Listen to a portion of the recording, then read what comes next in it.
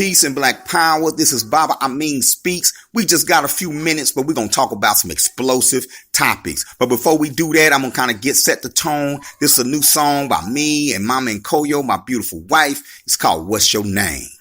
Check it out. Yeah, it's still a lot of debate about who we are. Cats arguing we ain't African, we ain't black, we ain't this, we ain't that. Man, truth is we all of that. Cause all of that come from us, you know what I'm saying? It's all about where you gon' fit in.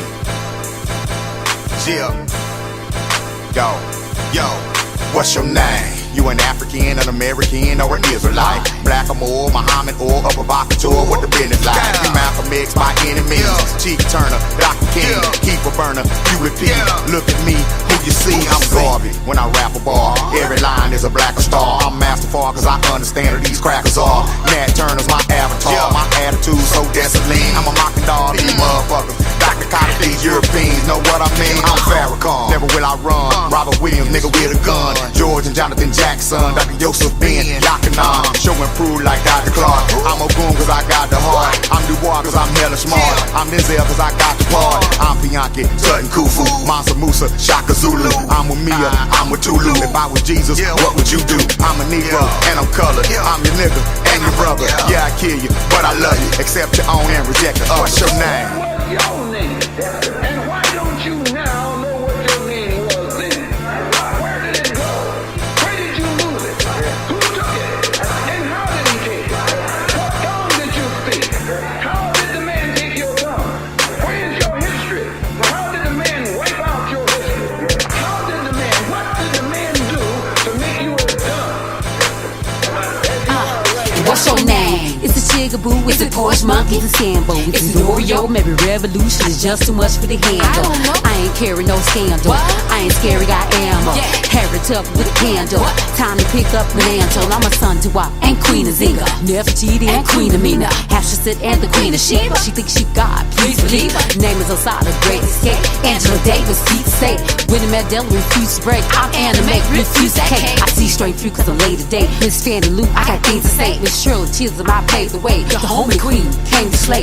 Better Shabazz, I mean my Malcolm. Black love is the only outcome. I won't stop until y'all have some. I might set this shit gon' happen. I'm Oshun, come bless the altar. I'm Miriam, I bless the Walter. I'm Olakuna, I my daughter. I'm Oya, I cannot falter. I'm the one to give birth to stars. Masterful, how I work these bars. Serious beat to the earth to Mars. KOS, reverse the stars. Show now. And why don't you now know what your name was then? Where did it go? Where did you lose it? Who took it? And how did he take it? What tongue did you speak? How did the man take your tongue? Where is your history? How did the man wipe out your history? What did the man do to make you as dumb as you are right now? Yeah. What's your name? You an African, an American, or an Israelite? Black or more, Muhammad or a provocateur? What the business like? Where you coming from? What perspective are you looking at the world through? Whose eyes do you see the world through? You know what I'm saying? That's what we do on the Baba Amin show, on Baba Amin Speaks. You know what I'm saying? We just bring perspective. You know, we bring a new African perspective to what's going on in the world today. You know, and of course, just because I say it doesn't make it true. These are my opinions. This is how I feel. But I will tell you that my opinions are based on study. My opinions are based on research. They're not solely based on emotion. So my mind is open. I'm not married to my opinions. Well, I'm married to them, but it's an open relationship. I reserve the right to bring in a second opinion. I guess I'm an opinion polygamist. In other words, I'm willing to learn. In other words, I'm willing to evolve. But I'm always going to state my opinion strongly, and I'm going to base my opinions on research. But that doesn't mean my mind is closed and my ego is overdeveloped to the point that I can't grow and I can accept. So I welcome your feedback. In other words, I welcome your feedback. But we got some things to talk about today. There's a few things in the news. A few things going on that, like, there are lessons in situations, right? And my goal when being exposed to a situation is to find the lessons in that situation. You look at institutions in America, and the more rich, the more powerful the institution, the tougher it is to either bring that institution down or just to humble that institution and make that institution accountable for the damage that is done. These institutions are allowed to weigh their success against their crimes. They're allowed to weigh the amount of jobs they create against their crimes. They're allowed to weigh their visibility and the tax dollars that they pay, against their crimes. So when you catch them doing something, they can say, yes, like Harvey Weinstein, and say, yes, I assault women, but look how much money I make Hollywood. If you uproot me, you're going to be uprooting a whole lot of people. I'm too big to fail. So prosecutors have to think twice. Whistleblowers have to think twice, because there are institutions that are so big and their branches reach out so far that to hold them accountable would adversely affect lots of people and other institutions.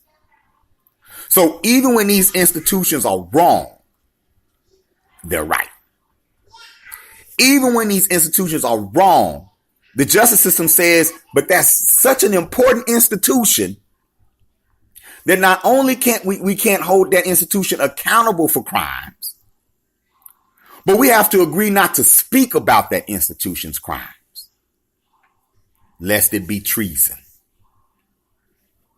Remember when Barack Obama said that the banks and those big car companies were too big to fail? So even though they had squandered millions and billions of dollars, the United States taxpayer had to bail them out. We got to bail them out. Yeah, they wrong, but they too big to fail. We let them fail. Other things are going to be pulled up. Other schemes are going to be exposed.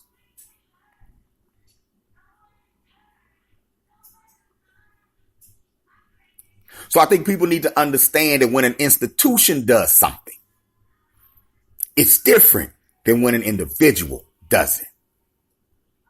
See, ownership is power.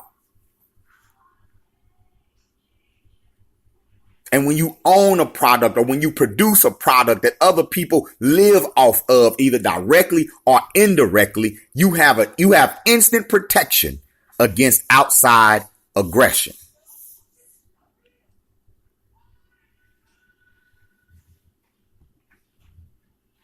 So a lot of us get stuck as individuals.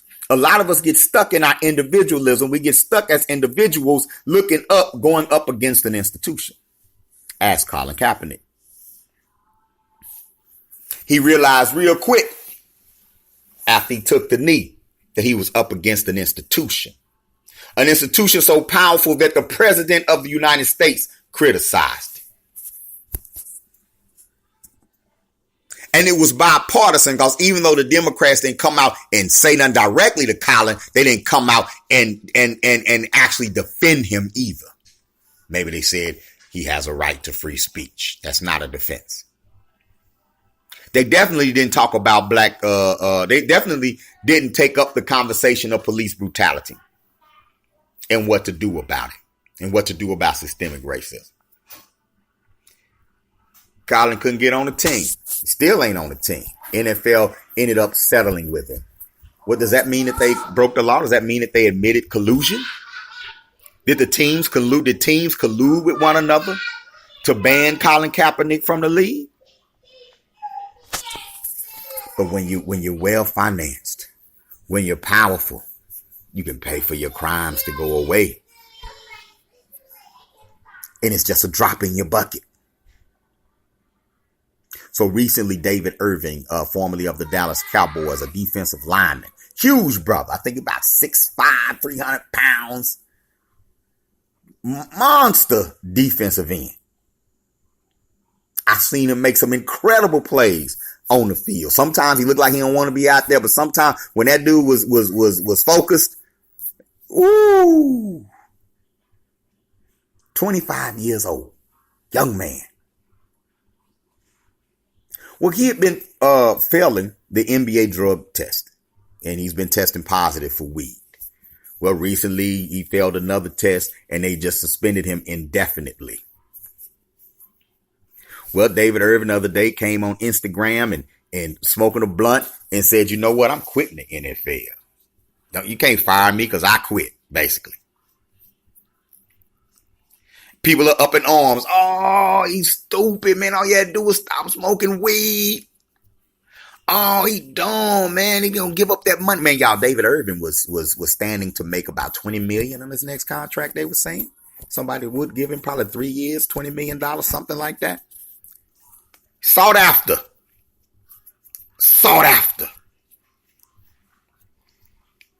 Made a Instagram video saying I'm through. I'm smoking.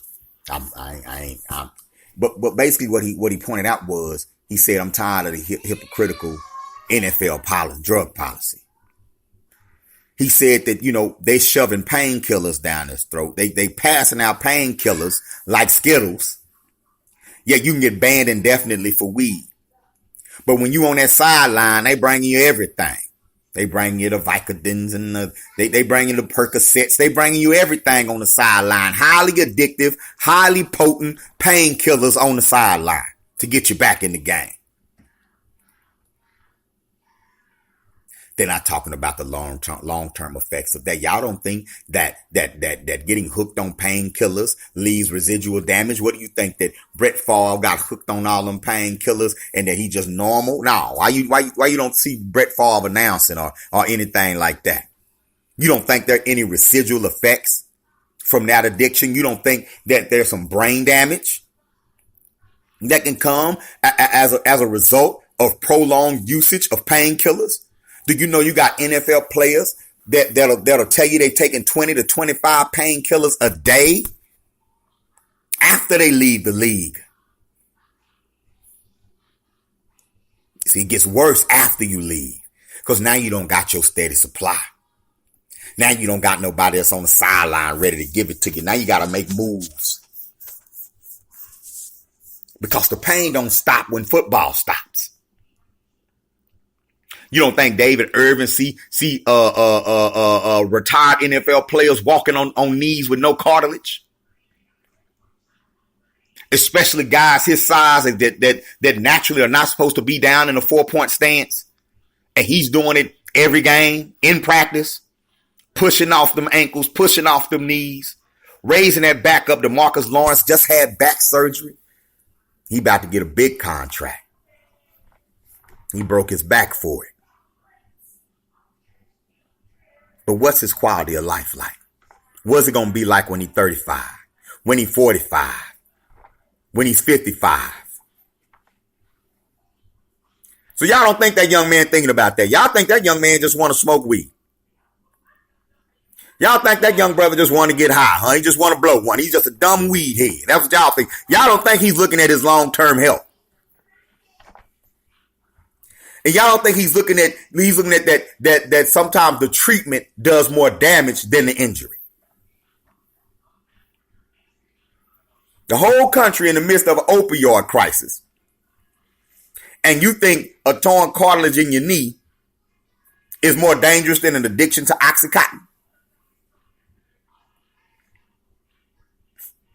You think having a bad rotator cuff in your shoulder is more dangerous than being hooked on an opioid, hooked on painkillers? Just because your shoulder healed, your longing for the painkiller don't go away. And some aches and pains never go away. You don't think he's looking at that. You don't think that there are players looking at that and saying, you know what, man, I'm taking care of myself. I'm going to eat right, and I'm going to manage my painkiller intake, but I'm going to balance it out by smoking some herbs. Because the long-term effects of marijuana are not as severe as the long-term effects of Oxycontin and Percocets.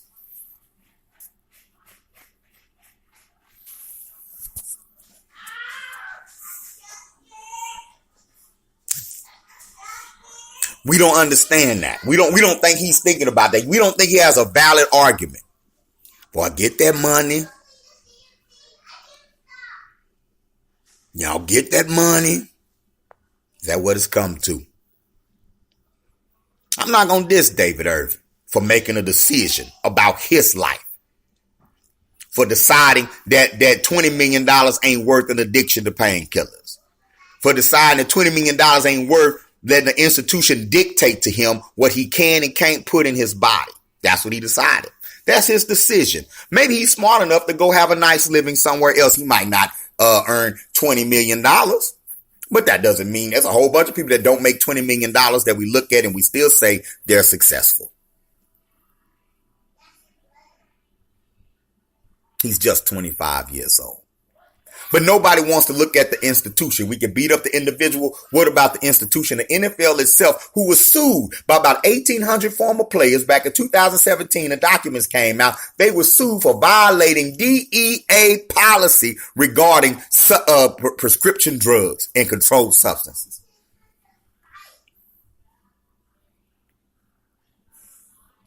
David Irving wasn't lying. The NFL sells big dope. They move big dope. These are business contracts between physicians and pharmaceutical companies and the NFL. They are colluding and circulating dollars and addicting players, doing whatever it takes to keep the product on the field. They're cheating. And they're cheating, playing with the lives of players, which some 75% of whom in the NFL are black.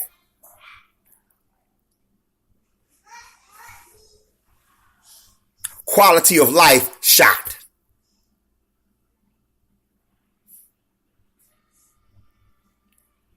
But you think he's just a dumb weed head. Nah, maybe he thought about it. Maybe he understands that there's a reason why there are regulations on how you distribute powerful painkillers.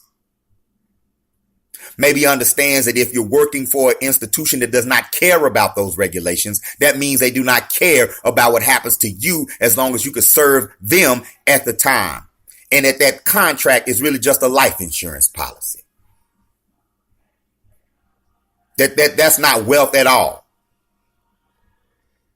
That you're going to need all of that $20 million to pay for your medical care in the long term.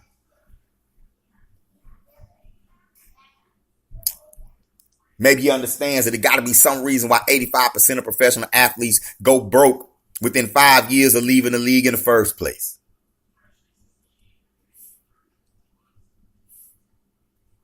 And maybe he just decided he wasn't going to put his blunt.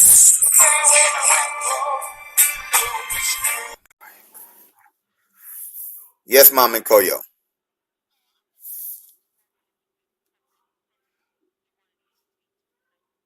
You came here first.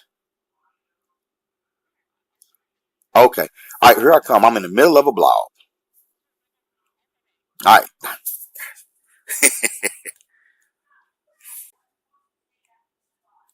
All right. Mom and Koyo called me. Y'all can't ignore the queen. Everything's good. So I'm not tripping on David Irving. But we're not even looking at the NFL. The NFL illegally distributes painkillers to its players. The NFL hooks its players on painkillers to get the product back out on the field. And then they criminalize marijuana smoking because it's a negotiation tool. If you're negotiating business with a criminalized population, they have to take less. The NFL Players Association gets the crappiest bargaining agreements of all professional sports. They're the most criminalized athletes in America, and the league loves it that way. The owners love it that way because they don't have to pay as much. They don't have to give any guaranteed money because if you're an NFL player, you're not a guarantee. Your life isn't guaranteed. Your health isn't guaranteed. You are not a guarantee. Your freedom ain't even guaranteed. You're a recyclable can, and they recycle you as much as they can. As Pac-Man. The NFL is a cartel. It deals in drugs. It deals in slavery.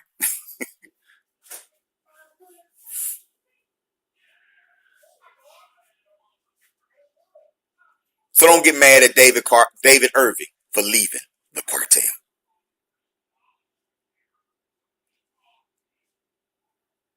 Speaking of, why do people get in so much trouble for criticizing Israel? Like why even people who like Mark Lamont Hill and the new congresswoman out of Minnesota, is it Ilhan Omar? Why are they getting in so much trouble just for criticizing Israel or the United States relationship with Israel? You ever had a friend that even when you was wrong, they took up for you? And it's a trip because a lot of us have this mentality as individuals. Anybody criticize you, they hate on you. Why you hate? Ain't that what we say? You might boo-boo on the floor. And somebody say, man, why you boo-booing on the floor? See, these my haters. My haters worrying about I boo-booed on the floor. They just hating on me. These like folks who sincerely believe that R. Kelly did it. R. Kelly say them, they haters. They just hating on me. They just hating on me. No, they sincerely believe you did. They wish they wasn't having to deal with you right now. They sincerely believe it. Like everybody's not a hater. Sometimes it's sincere criticism. And we had this argument, especially among conscious folks. We like to talk about black people and say, oh, black folks think everybody hates black folks. No, that's an American trait. That's definitely the U.S. resolution in support of Israel. Any criticism of Israeli foreign policy, Israel government, Israeli culture is hate speech. How cool would it be if anything bad I did, if somebody called me out on it, it's hate speech. It's determined as hate speech. I kill somebody by means of murderer. Oh, then you get condemned for hate speech. That's a trope. That's a trope because people always think Baba mean killing people. People want to paint Baba Amin bad because Baba Amin's enemies wants to get Baba Amin. So if you paint him in a bad light, that opens the door for the enemies to get Baba Amin. So we have to protect Baba Amin. And in that protection, we have to deem anything negative said about Baba Amin as hate speech. Israel got that call. No other country in the world got that, operating with that call. People criticize U.S. every day. When people criticize Israel every day. But inside the United States, no country has that card like Israel. You can talk bad about America in America before you can talk bad about Israel in America. Let that sink in. Just let it sink in. Now, there are those here who say if you criticize a country, if you say systemic racism still exists, you're not a patriot. Now, there are some people in America who believe that you cannot be a patriot and criticize the country at the same time. There are people who believe that your country does no wrong. If you're a true patriot, your country enslaved millions of Africans for over 300 years. It was evil, but it was a necessary evil. It's over with. Forget about it. We're not going to apologize. We're not going to pay reparations. What's done is done. Too bad, so sad. But a true patriot, we're not going to define the country by 300 years of slavery. We still the land of the free because I'm a patriot. And you can mention that we had slavery, but you better not say the United States ain't the land of the free. Leave then. It's the land of the free and the home of the brave because I'm a patriot. Now, there are those who believe that the only way anything gets better is through criticism. The only way to grow is to be willing to listen to criticism, to be willing to listen to a criticism and to hold yourself accountable when you cross the line. If there's no one else powerful enough to hold you accountable, you have to be responsible enough to hold yourself accountable when you cross the line. And for some people, that's their idea of a land of the free. They think that means free ideas. They think that means free thought. They think that means things can change. Things can improve. That makes them think that there's always hope because there's always freedom. But just like in most societies, unbalanced societies built on economic disparities, a society built on slavery, a society built on sexism, a society built on warmongering, That's all. You have to draw a line on freedom. When you start lying, and you build something based off of a lie, the truth is your number one enemy.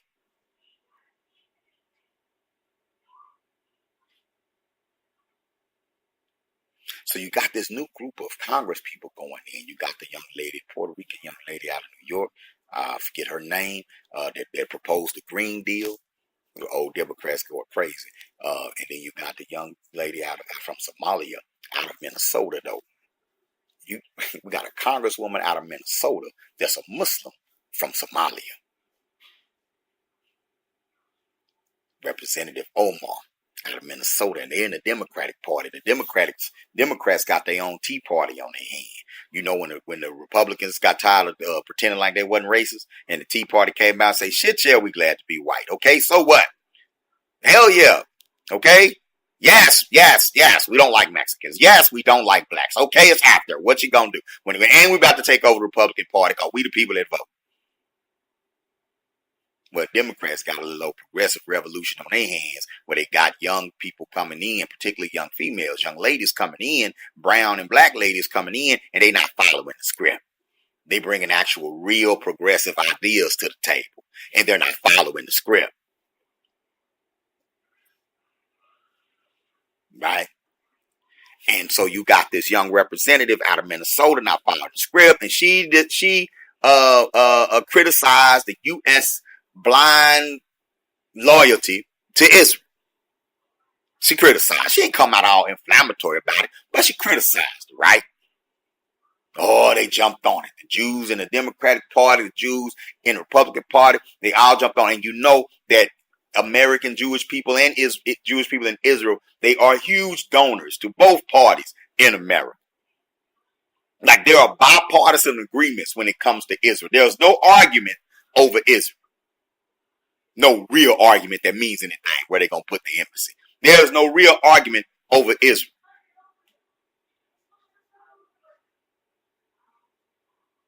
Matter of fact, the last 4 presidents have signed a letter agreeing to never mention Israel's secret nuclear arsenal. Secret, not so secret, nuclear arsenal.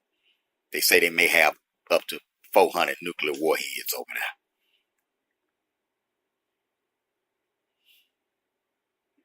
Sitting in the geographical center of the earth.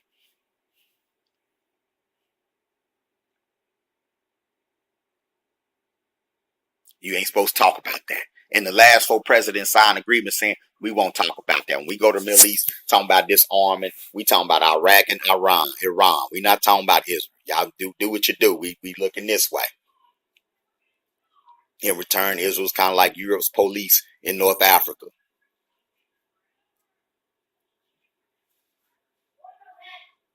It's not biblical. It's not a spiritual protection of the Jews. It's business. But at any rate, Congress is drafting up a resolution led by Democrats and Republicans to condemn hate speech. I thought it was already condemned, but to condemn hate speech. Now, originally they were drafting it up to condemn hate speech against Israel in a direct response, right, to what the representative out of Minnesota said. And the only thing the Democrats could think to do is we're not going to mention her by name. But everybody know that you might as well call it the Omar resolution. And she black and a Muslim too, and wears a hijab in Congress. And she going to say something. She going to criticize Israel. Well, the white folks don't went crazy. They let that girl get through the cracks. The Democrats are embarrassed. The white Democrats are embarrassed because that's not white supremacy.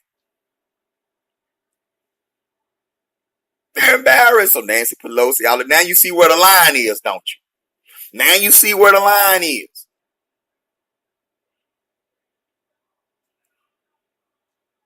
The lines aren't so blurred. Now you're beginning to see the difference. Nancy Pelosi and them drawing up that resolution, right? And then these new crop of representatives came back, say, like at first they thought the response would be, oh, you're just targeting it. No, they came back and said, okay, cool, but we got to do it for all hate speech against all groups. Where's the resolution against hate speech against blacks?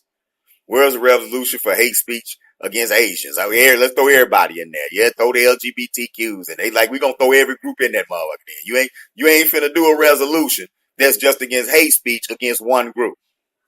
But y'all, this ain't just any group. I feel y'all. Now look. Remember what I said earlier. You're going up against institutions. Some institutions, if you uproot them, you uprooting a lot of stuff. It's a difference. There's a difference between us as black people. We were enslaved here for over 300 years. But we didn't get a homeland as a result. Did nobody go to Africa and move some folk out the way like they did for Israel? Move some folk out the way and say, this is your homeland. Then ain't nobody allowed us to build nuclear bombs on our homeland and promise to not tell nobody. And to even help you. The French helped. The United States helped. Same scientists that built the bombs here. Of course, they were Jewish. They went home and built bombs at home. You know how you go out to the community, do some stuff, and bring it back to your community? They brought nuclear bombs back to their community. They're sitting in the geographical center of the earth. Long-range missiles can reach in strategically. It's the perfect ally, the perfect place to have a nuclear arsenal right there in the center of the earth. You can pretty much reach everybody. It's not the same.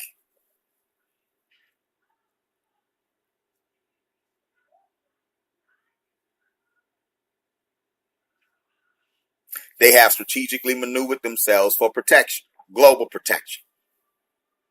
You're not gonna get caught me up in no bag. I'm just repeating what's out there. I'm just repeating the research that's out there. Go look it up for yourself. Maybe they don't have any nuclear weapons. Maybe they're bluffing. Maybe they're making their enemies think they do, so the enemies won't attack them. I'm open to that too. Maybe they're actually using a nuclear reactor to turn the desert into a paradise. I'm open to that too.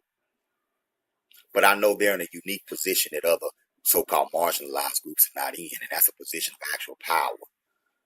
They say that letter that the president signed, they say the old boy walked in there when Trump got elected, an Israeli representative walked in with that letter. They say he walked in. It's an article in the New Yorker. In the New Yorker, say he walked in like he owned the White House. Yeah, I need Trump sign this letter. They say Trump people, because they ain't in the clique. They didn't know. They dissed him, like, man, whatever, man. They put him off. They was rude to him. Whoop-de-whoop-de-whoop. Next thing you know, somebody got fired. They say Michael Flynn might have got originally in trouble behind that. They say Michael Flynn was particularly rude to him, and he ended up not only fired, but ruined. Trump eventually signed a letter. Not only did he sign a letter, all of a sudden, he wanted to move the embassy to Jerusalem. He had to double down. That's because they insulted Israel behind that letter. It's a cool article in the New Yorker. Just look it up. Just go U.S.-Israel nuclear relations. It's okay. So when she says something, when she starts questioning that policy, y'all, that's money, y'all. You talking about plutonium, you talking about uranium, you talking about mining, and you know where they're mining that plutonium and that uranium in Africa, y'all. You talking about trillions of, you talking about $1 trillion relationship. This ain't no Bible protect the Hebrews across the Red Sea. No, this is business, big business, big business. It is what it is. There are ramifications and repercussions. Big ups to the representative for doing it. But y'all got to understand, she's not in a group that's particularly liked anyway on either side of the aisle.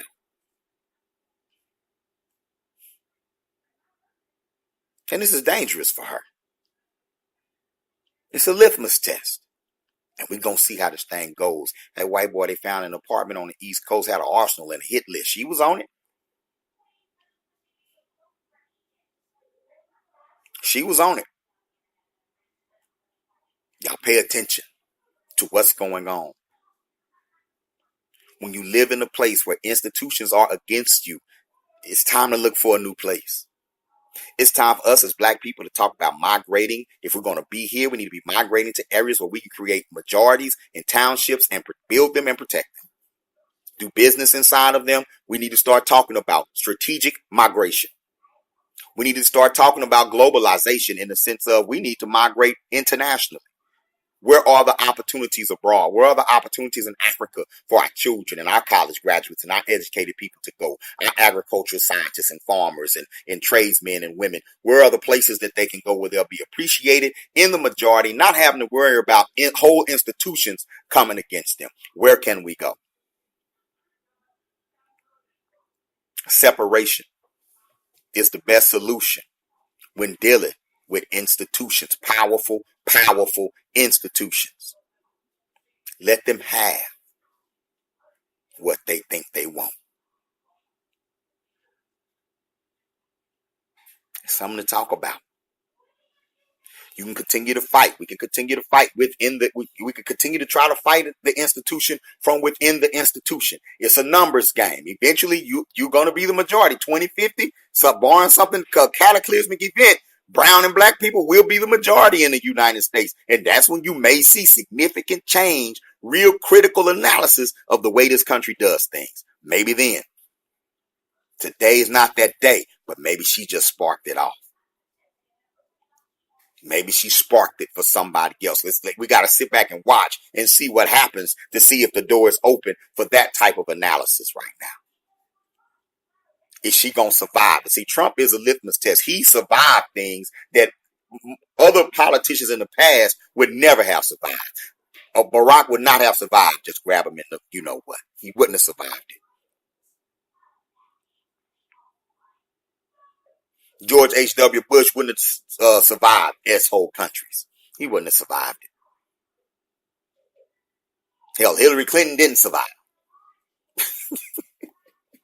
She didn't survive the emails. People still don't like her. So let's see what happens. People in her own party are already running for the head for the heels, ready to condemn her. Let's see what happens. It's her first year. She just got there. Somehow she convinced the community to elect her. I'd be very interested in seeing that story.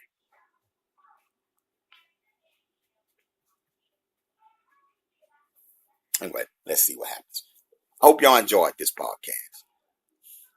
I want us to think. I want us to think critically. Okay? I want us to I should have invited my Facebook friends in to chat with me. I should have done that. And I did do it. I didn't see the feature. Oh man, I didn't even see the feature. You know. Yeah, this is cool. Let me put this right here. You know what I'm saying? Well, the latest podcast about our man speaks. Let me put that on Facebook right quick. Latest episode of I'm tripping, right?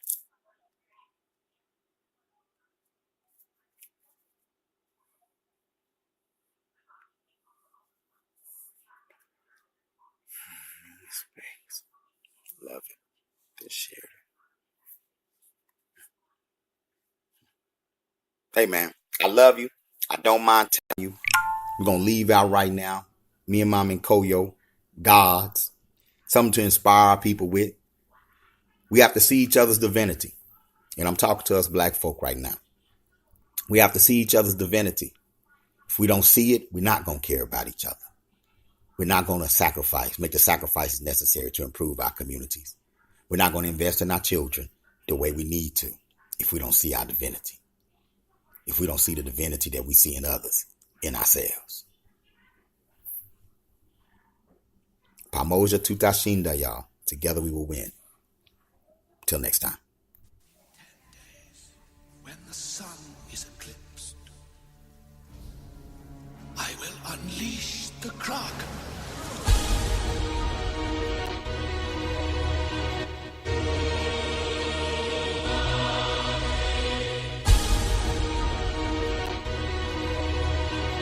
Do you know what the Kraken is? The Kraken is the end of us. A colossal elemental beast. It doesn't think, doesn't feel. Even the gods fear it.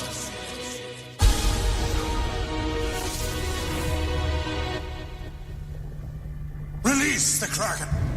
When you know that your people are God, you do what it takes to defend them. Get at whoever's against them, and don't hesitate to avenge them. When you know that your people are God, you thankful that you in their likeness. Ain't no more worshiping whiteness, ain't killing your enemies righteous. When you know that your people are God, you do what it takes to defend them. Get at whoever's against them, and don't hesitate to avenge them. When you know that your people are God, you thankful that you in their likeness. Ain't no more worshiping whiteness, ain't killing your enemies righteous. When you know that your people are God, come on, you know that they only on top cause we left them. When we wake up we gon' get them and put them back where our ancestors should've left them. Yeah, I said F them, but y'all gon' protect them. If it's between them and God, you select them. Worship they idols, your spirit erect them. They killing our people, why can't you reject them? The Bible's corrupt, the Quran is corrupt. As long as they use them to subjugate us. If the religion not picking us up, then put the book down and don't pick it back up. We gods, the scriptures are you. We already did everything that they do. Africans wrote everything that they read. Our ancestors bled but will never be dead. You know that your people are God. When you can survive on my alpha, become educators and doctors. The enemy's mad cause he's not us. You know that your people are God. When after racism and lynching, you patting 1,000 inventions. Y'all niggas ain't paying attention. Or you know that your people are God. This is our planet. We was everywhere before anybody else was anywhere. We're the makers, the owners. Mankind is made in our image. You know that your people are God. When after the savages take us, kidnap and murder and rape us, enslave us and still cannot break us. You know that your people are God. Whenever I step to my altar, the ancestors take what I offer and watch all my enemies falter. You know that your people are God. When after the savages take us, kidnap and murder and rape us, enslave us and still cannot break us. You know that your people are God. Whenever I step to my altar, the ancestors take what I offer and watch all my enemies falter. You know that your people are God. Who on this planet can stop the black woman? Chasing my seeds, you better take heed. When we wake up, all my enemies bleed. I'm a new African, whitey can't stop. Bucky can't steal and Heather can't block. Let's make it clear like a shot of Ciroc. I'ma get free while y'all wait on Barack. We gods, when we don't vote. We gods when they got us chained up on the boat. We gods in the pen, we gods in the bricks. There's nothing wrong with us that we cannot fix. Don't know your power, you can't see the light. This is your hour, you ready to fight? A mother, a sister, a warrior, wife. I know I'm a god with that of my life. You know that your people are gods. When they infect you with a virus, you still having babies despite this. Can't help it, the whole woman's lifeless. You know that your people are gods. When they infect you with a virus, you still having babies despite this. Can't help it, the whole woman's lifeless. You know that your people are gods.